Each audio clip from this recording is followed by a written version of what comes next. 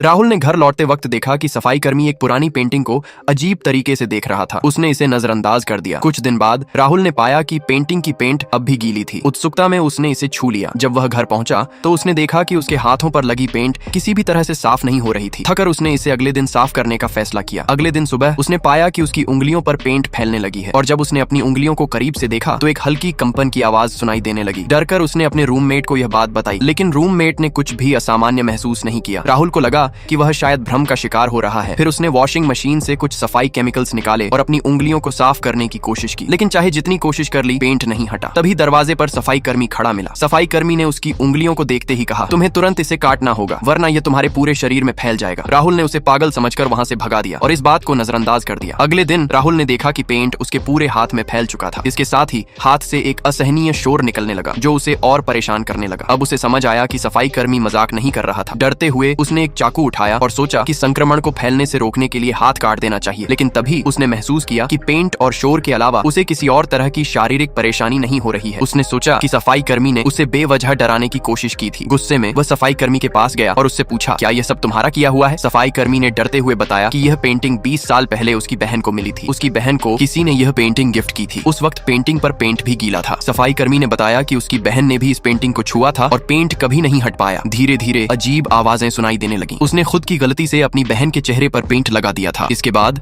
उसकी बहन की छवि पेंटिंग के अंदर कैद हो गई। सफाई कर्मी ने बताया, जब मैंने फिर से इस पेंटिंग को देखा तो मैंने अपनी बहन की छवि उसमें देखी। अगर तुमने इस पेंटिंग को नुकसान पहुंचाया तो मेरी बहन हमेशा के लिए उसमें फंसी रह जाएगी। इस दौरान राहुल ने गलती से अपना सिर पेंटिंग से टकरा दिया। पेंट उसके सिर पर लग गया और वह महसूस करने लगा कि कुछ गड़बड़ हो रही है। उसे ऐसा लगा मानो वह पेंटिंग की दुनिया में खींचा जा रहा हो। राहुल भागने की कोशिश करता है, लेकिन चारों तरफ से तेज आवाजें उसे घेर लेती हैं। कुछ समय बाद उसका रूममेट उसे ढूंढने आता है। जब रूममेट पेंटिंग को देखता है तो उसे उसमें राहुल का चेहरा नजर आता है। चेहरा इतना डरावना था कि उसकी एक बांह कटी हुई दिख रही थी। कुछ दिनों बाद रूममेट ने पेंटिंग को छूने की गलती कर दी और वह भी गायब हो गया। पुलिस को दोनों के गायब होने का कोई सुराग नहीं मिला, लेकिन सफाई कर्मी जानता था कि वे दोनों अब कहां हैं।